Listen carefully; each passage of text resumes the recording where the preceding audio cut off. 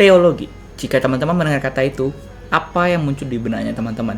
Aduh, susah. Bukan buat aku. Kita nggak perlu itu. Kita cuma perlu mengerti kebenaran-kebenaran dasar saja. Untuk aplikasi kehidupan sehari-hari, kita nggak perlu ngerti sampai mendalam. Tuhan mengerti kok. Teman-teman mikir kayak gini nggak? Aku berani bilang sebagai konklusi untuk di depan, bahwa kita sebagai orang awam, orang biasa, bukan sarjana teologi, bukan pendeta, bukan full-timer, bukan orang-orang yang melayani di gereja pun, kita memerlukan teologi. Dan aku akan jelaskan kenapa. Secara definisi, inilah definisi yang aku temukan mengenai teologi. Intinya apa? Itu adalah the study of God. Kita ini belajar tentang Tuhan. Benar, Tuhan itu tidak terselami.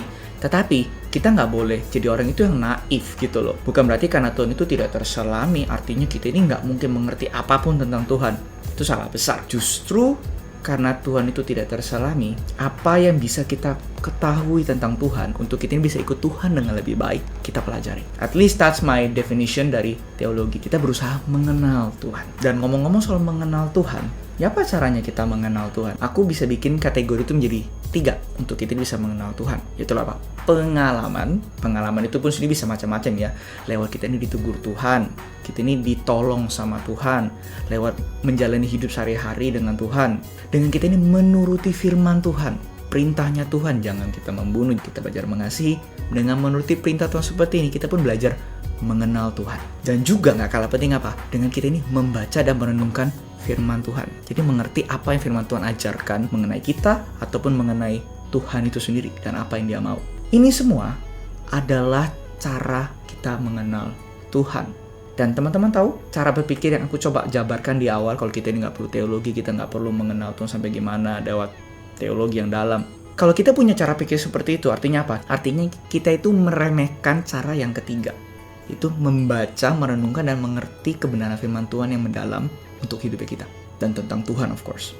Kita cuma merasa lewat pengalaman doang cukup. Lewat aku mengikuti perintah Tuhan, let's say mengampuni, aku mengasihi, itu cukup. Aku bisa mengenal Tuhan. Aku nggak perlu baca sampai gimana, sampai menyelidiki dengan dalam. Itu nggak perlu. Itu loh, secara nggak langsung posisinya kita kalau kita berpikir kita nggak perlu teologi. Artinya kita membuang firman Tuhan. That's it. Sedangkan ketika kita baca firman, bahkan untuk saat teduh setiap hari, percaya nggak percaya, sadar nggak sadar, itu pun kita sedang belajar teologi loh. Benar atau salah, itu urusan belakang. Tetapi yang pasti apa? Itu kita sedang belajar teologi. Dan konklusi dari ini apa? Kita mengenal Tuhan itu banyak cara. Nggak cuma lewat pengalaman doang, tetapi lewat membaca firman juga. Itu adalah pengenalan akan Tuhan. Jangan pilih-pilih, kita ambil semuanya. Jadi nggak cuma ngerti doang, tapi nggak melakukan. Tapi kita nggak cuma asal melakukan, tapi nggak ngerti apa-apa tentang Tuhan. Kita ambil semua. Kita baca firman, kita mengerti kebenaran firman Tuhan dengan benar, dan kita hidupin lewat pengalaman-pengalaman kita. Berikut aku jabarkan alasan kenapa kita sebagai orang awam, kita juga memerlukan teologi. Pertama, zeal alone is not good. Yang artinya apa? Punya semangat doang untuk mengikuti Tuhan, itu nggak cukup. Kita baca di Roma 10 ayat 2-3. Sebab aku dapat memberi kesaksian tentang mereka, bahwa mereka sungguh-sungguh giat untuk Allah. Ini siapa? Paulus ngomong tentang bangsa Israel. Tetapi tanpa garis bawahi pengertian yang benar, tanpa teologi yang benar, tanpa understanding yang benar tentang firman Tuhan and who Jesus is, who the Messiah is. Sebab oleh karena mereka tidak mengenal kebenaran Allah, dan oleh karena mereka berusaha untuk mendirikan kebenaran mereka sendiri, maka mereka tidak takluk kepada kebenaran Allah. Jadi ini ngomong soal bangsa Israel yang menolak Injil, menolak Yesus sebagai Mesiasnya mereka. Dan digambarkan di ayat 3 bahwa apa? Mereka itu ingin men-establish atau mendirikan kebenaran mereka sendiri. Makanya mereka tuh nggak mau ikut kebenarannya Tuhan. Dan di sini digambarkan apa? Mereka itu zealous, mereka itu gigih sekali dalam melakukan apa yang mereka anggap benar. Gigih sekali. Dan aku rasa ini juga applied untuk hidup kita hari ini. Aku lihat banyak sekali anak Tuhan di gereja di zaman sekarang itu sangat giat sekali. Pelayanan untuk menjangkau, untuk melakukan apapun yang gereja mereka suruh. Mereka tulus, aku yakin mereka tulus. Sampai bayar harga segala kok. Tetapi Roma 10 digambarkan apa? Kamu cuma punya semangat, kamu punya kegigihan untuk melakukan apa yang benar, at least di pengertian kita sendiri.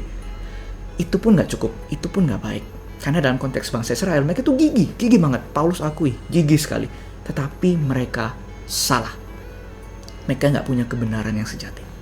Mereka gak punya teologi yang benar. Akhirnya apa? Bangsa Israel, mereka gak diselamatkan.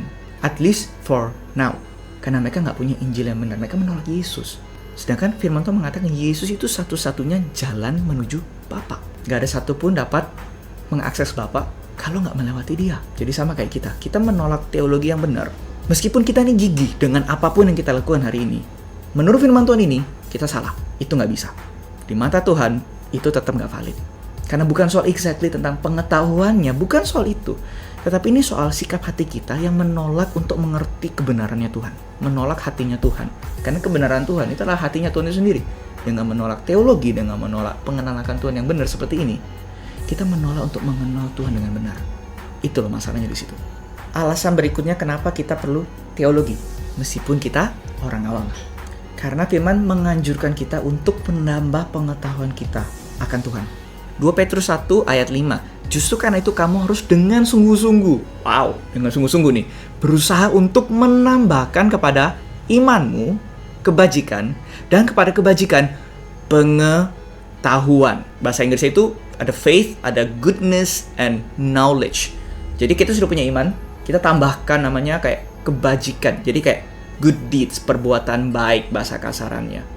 Helping others, being a good Christian, menunjukkan teladan sebagai anak Tuhan itu gimana. Tapi nggak cuma stop di situ doang, tapi juga tambahkan pengetahuan. Jadi iman, ada kebaikan kayak perbuatannya kita, tambahkan di atas itu juga pengetahuan. Dan ini definisi dari pengetahuan, dari bahasa aslinya kalian bisa lihat di layar. Jadi nggak sembarang pengetahuan memang, tapi ada sebuah pengetahuan dengan aplikasi yang kita lakukan di hidup sehari-hari. Makanya penting kita disuruh menambahkan pengetahuan. Jadi apa? Hidupnya kita, imannya kita, perbuatan baik kita, itu nggak ngaco, nggak sembarangan. Seperti yang kita sudah pelajari poin sebelumnya, bahwa semangat, kegigihan, kita melakukan hal yang benar di mata kita, itu percuma tanpa kebenaran firman yang benar. Poin berikutnya, kenapa kita perlu teologi? Simple, karena ada pengajaran mengenai susu dan makanan keras. Ini teman-teman bisa cek di video sebelumnya, aku sudah bahas mengenai makanan keras dan susu dengan begitu detail, mengapa kita dianjurkan untuk meninggalkan susu dan segera beralih kepada makanan keras, yaitu apa? Pengajaran yang dalam mengenai Tuhan dan apa yang diajarkan di dalam firman Tuhan basically. Dan ini ngomong soal apa? Teologi. Makanya kita perlu untuk mengerti teologi, karena ini yang firman Tuhan anjurkan kita untuk kita alami. Poin yang berikutnya, kenapa kita memerlukan teologi? Karena simpelnya gini, Tuhannya kita sendiri saja ketika di bumi, dia itu Bible study sama murid-muridnya. Berarti ini ngomong soal apa? Deep theological understanding itu dikasih tahu ke murid-muridnya. Kita baca ya, Lukas 24 ayat 27-32. Teman perhatikan, aku nggak baca semua, sebagian aja. Lalu ia menjelaskan kepada mereka apa yang tertulis tentang dia dalam seluruh kitab suci. Ini siapa? Yesus menjelaskan kepada murid-muridnya. Tentang siapa? Tentang Yesus sebagai Mesias yang tertulis di dalam apa? Seluruh kitab suci. Artinya apa? Bukan perjanjian baru tentunya ya. Ini ngomong soal perjanjian lama. The prophecies dan apa yang digambarkan tentang Mesias dan apa yang harus dialami. Mulai dari kitab-kitab apa? Musa. Itu dari Kejadian, Keluaran, Imamat, dan segala macam. Dan segala kitab nabi-nabi. Daniel, Yeskiel, semua itu dijelaskan ke murid-muridnya. Dan basically kayak, wow, ini penjelasan Bible study yang mendalam dari Tuhan Yesus. I would love to be there. Tapi perhatikan ayat 32. Kata mereka seorang kepada yang lain. Ini setelah Yesus menghilang ya dari hadapan mereka ya. Kata murid-muridnya pada satu sama lain.